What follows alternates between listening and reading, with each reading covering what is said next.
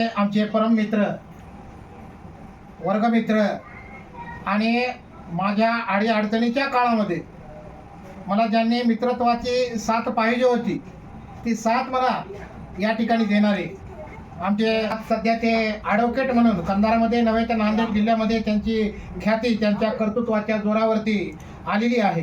स्मृतिशेष नारायणरावजी कल्हाळीकर सोनकांबळे हे आपल्या जिल्ह्यामध्ये एक कर्तृत्ववान नेतृत्व होऊन गेलं.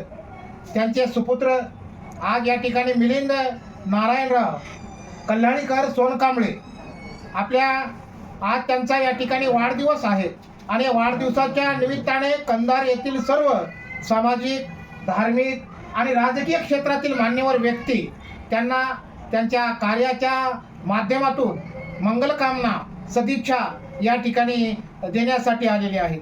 आमचे पत्रकार बांधव सुद्धा या ठिकाणी आलेले आहेत आणि विशेष म्हणजे एवढ्या संकटातून एकदम वर येण्याचं काम यांची ऐतिहासिक परिस्थिती आपल्याला सर्वांना माहिती होती. त्याच्यावर मार्ग काढीत आज ते या इथपर्यंत या पदापर्यंत या ठिकाणी पोहोचलेले आहेत. त्यांच्या वडिलांचं नेतृत्व स्वतःच्या कर्तृत्वामध्ये आणण्याचं काम खऱ्या अर्थाने या ठिकाणी माझे मित्र मिलिंद कल्हाळीकर या ठिकाणी बी फार्मसी या झालेला असताना सुद्धा परंतु कौटुंबिक परिस्थितीमुळे त्यांनी लॉ केलं आणि लॉ केल्याच्या नंतर नांदेड येथून लॉ केल्याच्या नंतर कंधारमध्ये अशी प्रॅक्टिस केली त्यांनी की कमी वेळामध्ये त्यांनी आपले नाव या ठिकाणी आपल्या कंधार तालुक्यामध्ये, नांदेडमध्ये, मुखेडमध्ये त्यांचं गाजलेलं आहे.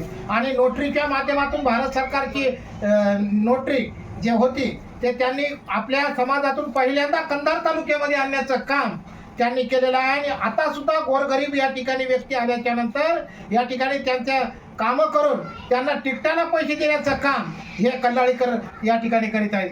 या ठिकाणी त्यांचा वाढदिवस आणि या वाढदिवसाच्या निमित्ताने त्यांच्या कार्याला आम्ही सर्वजण आमच्या परिवाराच्या वतीने, आमच्या पत्रकार बांधवांच्या वतीने, Marathi digital media, print media या सर्वांच्या वतीने त्यांच्या पुढील कार्याला खूप खूप मंगलकामना, सदिच्छा देतो. त्यांचं पुढील आयुष्य भरभराटीचं जावो, यशस्वी जावो अशी सद्भावना व्यक्त करीत पुन्हा त्यांना मंगलकामना देतो. जय भीम. जय